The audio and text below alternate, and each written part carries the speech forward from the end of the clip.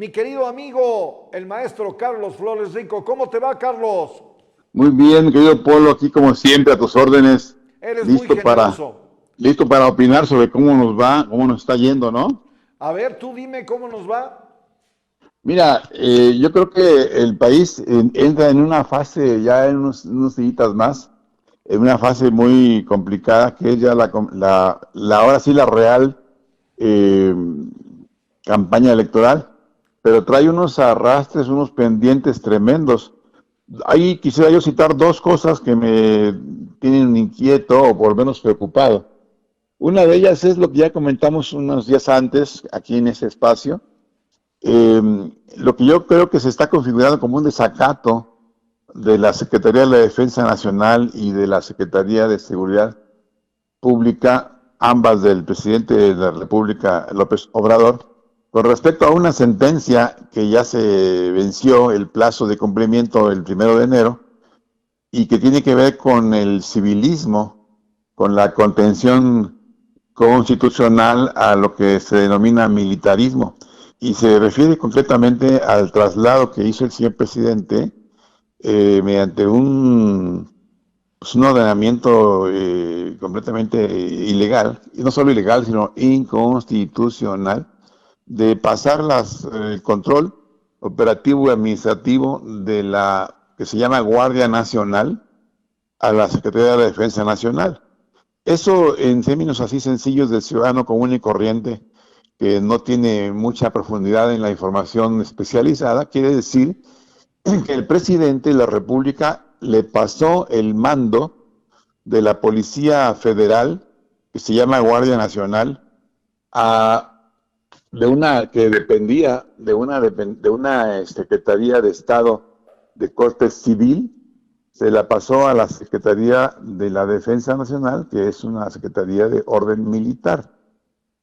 ¿Y eso qué tiene que ver? Bueno, pues es una estrategia que el presidente tiene, considera y cree que es la forma de combatir mejor la delincuencia, sobre todo la organizada, y no obstante que lo considera así, la Constitución lo prohíbe. Es decir, la propia Carta Magna establece con claridad que las tareas de las fuerzas militares no pueden ser distraídas de lo que estrictamente tiene que ver con la disciplina militar. Y el presidente, en una estrategia X, no la voy a calificar en este momento, la gente tiene su propio juicio, considera que lo mejor es que los mandos militares controlen a la Policía Federal llamada Guardia Nacional, a la que le cambió el nombre, originalmente llamada Policía Federal. Y que como recordamos, ya hemos dicho aquí varias veces, que tenía en aquellos años del 2018 una cantidad de 37,000 miembros activos y ahora tiene 128,000, la convirtió en una fuerza federal militar.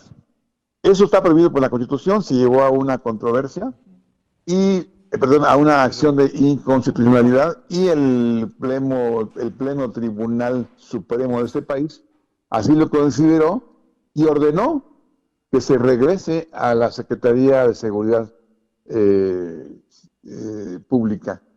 Y pues les dio un plazo, porque fue en abril del 23, les dio un plazo de pues, casi 10 meses y se venció el plazo el 1 de enero, y el presidente de la República no ha dado señales de cumplir esa orden, esa sentencia de la Suprema Corte. Mira, querido Polo, eso es grave de por sí, ya así de suyo que esté intentando el presidente militarizar, es grave porque viola la Constitución, pero una vez que el tribunal ya lo estableció, el Tribunal Constitucional de México, que es la Suprema Corte, pues se les dio un plazo y se venció, no hay más que cumplir, te guste o no te guste, sea buena o sea mala la decisión de la estrategia de seguridad, hay que cumplir. El presidente no lo ha cumplido. Ahora, ¿qué pasa con que no lo haya cumplido? Aparte de la falta ética, de la falta, digamos, de integridad de asumir lo que la Constitución dice, pues hay una sanción, ¿eh? Hay una sanción establecida en la propia Constitución. Eh, el artículo 107 establece las sanciones que son similares, ahí lo dice la propia Constitución, a la violación de una sentencia de amparo. Es decir, son asimilables los castigos o las sanciones por incumplir una sentencia de una acción de inconstitucionalidad o de una controversia constitucional, son iguales que las sanciones por violar un amparo, es decir, la destitución del cargo, mi querido Polo. Y la destitución del cargo, pues es la máxima pena que te puede dar la Constitución antes de que te vayas a la cárcel. Y esa se le tocaría, si yo no me equivoco, le tocaría al secretario de la Defensa Nacional y a la secretaria de Seguridad Pública. De ese tamaño es el asunto, Polo. Yo creo que ese tema no lo estamos discutiendo suficientemente. Hay un problema ético, hay un problema de visión de la Constitución, hay un problema político, pero hay un problema ya también de corte sancionador, y es el asunto de la destitución. Yo espero que no llegue a tanto, porque imagínate que te quedes sin secretario de la Defensa de repente y secretaria de Seguridad Pública de pronto por no cumplir una sentencia de la Corte, pues es una cosa sin precedente, sin precedente. Te voy a recordar que cuando en el año 2005, yo era diputado en aquel tiempo federal, se llevó a la Cámara el juicio de desafuero del jefe de gobierno de la Ciudad de México en ese entonces. Fue por eso, porque no había cumplido una sentencia de un juez que tenía que ver con un mal procedimiento de un terreno que tomó para hacer un hospital. Eso le contó mucho, que había una especie de justificación social. Bueno, pues era para un hospital. Y le contó mucho y de todas maneras la Cámara lo desaforó. Y luego el presidente Fox ya no quiso seguir el problema, ya no lo atacó. Pero esta vez es más grave. Esta vez estamos hablando de una violación muy peculiar, que es el transgredir la Constitución, porque la instrucción de paso a la Secretaría de la Defensa no está permitida. Se podría opinar, pero después la Corte ya lo sentenció y hay una orden de que se regrese ese cuerpo acá. He leído por ahí muy poco, fíjate, muy poco, pero lo que leí ayer en la noche, parece que estaban intentando una maniobra ahí para dejar un poco, bueno, sí, que pase, que regrese, pero no toda, sí que regrese, pero lo operativo no. O sea, muy raro. El caso es de que si no se cumple eso, no tengo claro ni sé exactamente cuándo se venza la tolerancia para que rectifique o corrija la Secretaría de Defensa Nacional y la Secretaría de Seguridad, y eso se subsane y no llegue el agua al río. Por lo pronto ese tema está ahí zumbando los oídos como una cosa espantosa llamada desacato constitucional. Perdón. El segundo tema, Polo, rapidito, es el paquete de reformas que el presidente metió. Bueno, él envió el 5 de febrero, hace unos días, al Congreso. Si ustedes ya lo han comentado mucho, son 18 reformas de la Constitución y 2 reformas secundarias ahí, a lista y a otras, que tienen que ver con una intención del presidente que se entiende de sentido doble. Una, que todo el mundo denuncia como que se trata de un programa electoral, es decir, un panfleto, un volante en el que pones 18 cosas para ser candidato. Vota por mí por esto, por esto, por esto, por esto, por esto. Y otra que se trata de preformar o preconstituir la agenda del próximo gobierno. Y ahí, entre las 18 reformas, hay un paquetito de carácter social en la que el presidente está queriendo llevar a la Constitución cosas que corresponden a leyes secundarias o a normas o a reglas de operación, pero el presidente ahora las agarra, las toma y las quiere llevar a la Constitución para que queden ahí, según él, ya irreversibles, aunque ya estén en algunas leyes algunas cosas y otras estén en reglas de operación.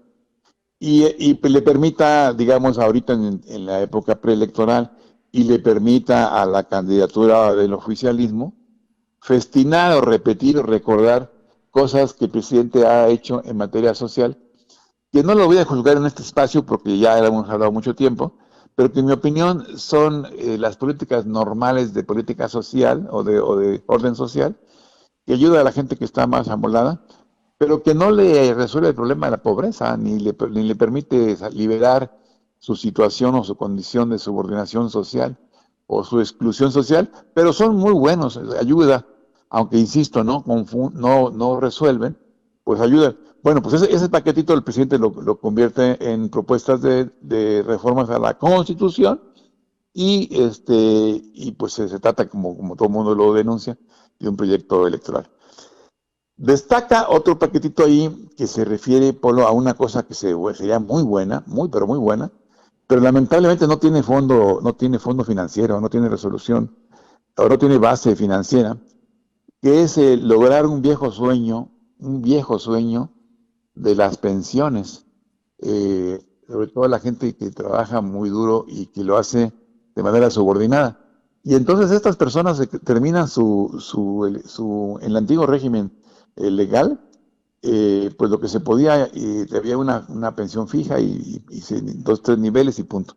Después se reformó para hacer las pensiones conforme a lo que uno va ahorrando y que al final te da una serie digamos, de pensiones y de jubilación y vejez o definitivamente de jubilación, pero conforme a lo que hayas ahorrado y el tiempo que hayas trabajado, y normalmente pues da el 35, el 25, el 40, el 50, salvo algunas excepciones, de lo que ganaste o ganabas normalmente.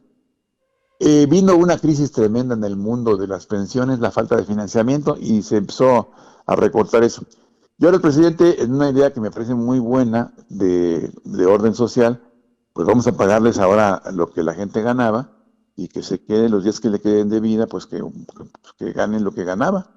Sin embargo, eso es un problema porque el que gana lo que ganaba, pues ha ganado muchas veces diferente salario hasta que se retira, y un promedio es un asunto complicado, pero bueno, se puede calcular.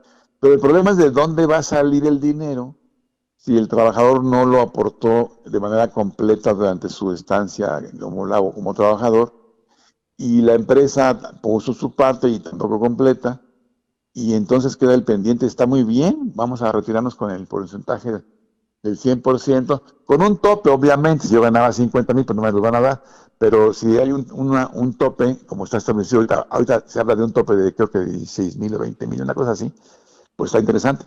Pero el problema es de dónde van a sacar el dinero, mano. Y el presidente dice, no, pues se va a sacar pues de dónde. Ahora verán, si lo sacan del trabajador, pues es descontarle más. Si lo sacan del patrón, pues se va a elevar los precios y los costos y va a desalentar el empleo. Ah, muy sencillo, pues lo sacamos del gobierno. O sea, de los impuestos. Sí, pero hay un problema. El problema es que el gobierno ya está topado. Ya este año, como sabes, el presupuesto de 24 trae 2 billones, con B grande, 2 billones de deuda. El año pasado trajo 1 billón. Ya está topando, y ya hoy, este año el presupuesto tuvo déficit con respecto a un déficit grande, con respecto a lo que se requiere y lo que se recauda. Un presupuesto que trae como 2 billones menos de lo que se requiere y lo que se recauda, que ahora se llenó con deuda. Y si le agregas que ahora vas a pagar esos diferenciales de las pensiones que sí se requieren, pero ¿con qué le vas a pagar? Pues ahí está el problema. Y ese problema hace que tenga otra duda ahí, que se trate en realidad de un proyecto propagandístico con vistas a las elecciones. Y el paquete más peligroso, bueno, los otros no son peligrosos, los otros unos son refritos, el otro es así medio inviable, y el verdaderamente peligroso o preocupante es el de las reformas estructurales que tienen que ver, mi querido Polo, con los dos temas que hemos hablado. Uno de ellos, el asunto de la Guardia Nacional. Otra vez el presidente insiste en cambiar en la Constitución la adscripción de la Policía Federal militarizada, hacerla manejo y control de las Fuerzas Armadas, y pues ahí sigue el problema que ya hemos comentado, que no han cumplido la sentencia. Y el otro, los otros dos, uno es el asunto electoral, pues ahora se le ocurrió al presidente, así como hace unos meses se le ocurrió desaparecer a todos los diputados de mayoría y ponerlos todos de lista, ahora se le ocurre ponerlos todos de mayoría y quitar a todos los de lista, a diferencia del actual sistema que es mixto y que podrá ser imperfecto, pero es menos imperfecto que si fuera de pura lista, porque la gente pierde territorio, y si fuera de pura mayoría, porque la gente pierde, las minorías pierden voz y presencia. Entonces, ese problema de la nueva representación que el presidente propone, ahora favorecería al partido mayoritario. Un ejemplo, en el distrito número 1 de Puebla, el primer distrito de Puebla, gana un partido, suponte que sea el del gobierno, con el 51%, pues se lleva al diputado, se lo lleva. O si es en el estado, se lleva al senador, a los senadores de mayoría. Y los votos que perdieron, o sea, el 49% de los que perdieron en un distrito o a nivel estatal, pues resulta que esos no tienen representación. Y tú juntas todos los 300 distritos, imagínate la cantidad de personas que no tienen representación en las cámaras. Por eso se creó hace muchos años, en 1962, el sistema mixto, y luego fue evolucionando hasta que Reyes Heroles lo convirtió en un sistema ya de 300 y 100, y luego se hizo de 300 y 200, que es mixto. Los de mayoría y los de representación que representan a los votos que perdieron. Y ya se completa una cámara mixta que tiene una cierta correspondencia con la realidad, y no una cámara como la que el presidente propone ahora, en donde solo quedan los de mayoría y pues puede quedar la mitad del país inclusive sin representación. Una cosa muy grave, muy complicada, porque anula el pluralismo, anula la oposición, hace un gobierno autoritario, dificulta la democracia, cierra los caminos de los opositores, cercena carreras políticas, hace el Congreso de una sola voz, en fin, todo lo que significa ese tipo de problemas que decrecen o demeritan o degradan la democracia. Y finalmente, Polo, el polo más cañón, el más complicado de lo que el presidente propone en estas reformas, dijo, bueno, se trata del cambio del Poder Judicial. El presidente parte de una idea que no está lejos de la realidad. El Poder Judicial está corrupto. Pues sí, hay corrupción en todas partes, mano, pero bueno, de ahí a que digas, bueno, la presidencia está corrupta, hay que desaparecerla, pues como que hay que pensar. Bueno, aquí el presidente parte de una serie de cosas, del ataques seriados que tiene ya meses insistiendo, para descalificar a los ministros, o sea, los de la Suprema Corte, que son 11, a los magistrados, que son como unos 800, de todos los tribunales de circuito, y a los jueces, que son como 600. Entonces, estamos hablando de desaparecer el sistema, el Poder Judicial actual, borrarlo de un plumazo, y ahora, en lugar de que se elijan, como ahora se proponen por una serie de instancias, y luego llegan a la presidencia algunos, y luego van al Congreso, al Senado, y de ahí se elige, y luego se va integrando, y luego el Consejo elige los jueces, y se hace un sistema mixto muy complicado, complejo, que trata de reconocer los méritos profesionales de los que son doctos en la materia. El presidente ahora propone una fórmula muy sencilla. Dice, no, pues es muy sencillo, para los 11, yo propongo 10 candidatos que yo creo que son buenos. El Congreso de la Unión, o sea, su mayoría en la Cámara de Senadores propone 5, su mayoría en la Cámara de Diputados propone otros 5, y el propio Supremo Tribunal Superior, o sea, la Corte, otros 10, y ahí están 30, y de esos 30 agarramos ya no 11, sino nada más 9. Obviamente él tiene el control de las elecciones, él tiene el control de las propuestas, él tiene el control de las tales, y lo que haría realmente es pasearlos en las elecciones donde la gente pues no sabría ni qué votar, porque pues ahora sí como distinguen unos de otros, y ya ese tribunal, ese que constituye la Suprema Corte Nueva, que quedaría subordinada al poder político. Y así te vas en los magistrados, en cada estado hacen lo mismo, y se registran los que el presidente y el gobernador o los poderes políticos seleccionan, y la gente nomás vota por los que le seleccionaron previamente y conforma un nuevo poder judicial. Con eso subordina el poder judicial al poder político, aunque el presidente dice que con eso los magistrados y los jueces y los ministros van a responder al pueblo, porque supuestamente el pueblo los eligió, aunque ya sabemos que el presidente y sus poderes en los estados los van a seleccionar y van a responder al poder que los puso. Ese es el problema, mi querido Polo, que está redondeando toda la problemática de las reformas del presidente. Que insisto, con el asunto de la incumplimiento de la sentencia de la Corte a devolver la Policía Federal, o sea, la Guardia Nacional, a la Secretaría Civil, pues conforman un ambiente preelectoral muy complicado. Ya para no hablar del asunto del agua, Polo, que está complicadísimo, y ya no para no hablar del asunto de la seguridad, que ya viste que hasta en Tabasco no cantan mal las rancheras. Ese sería mi comentario, Polo, como ojalá no te haya dejado tan preocupado como a mí, pero es un poco lo que quiero compartir esta semana que inicia con tantas ganas de trabajar por nuestro México y nuestra familia, como siempre. No, siempre es un gusto que nos acerques temas con la lupa que tú tienes, mi querido Carlos, porque reitero, en ocasiones, por muy informados que estemos, requerimos de contrastar la información y tú traes una lente muy prístina, dijera mi ex jefe Guillermo Jiménez Morales. Te mando un abrazo, Carlos. Igualmente, mi Polo, hasta pronto. Gracias. Es el maestro Carlos Flores Rico.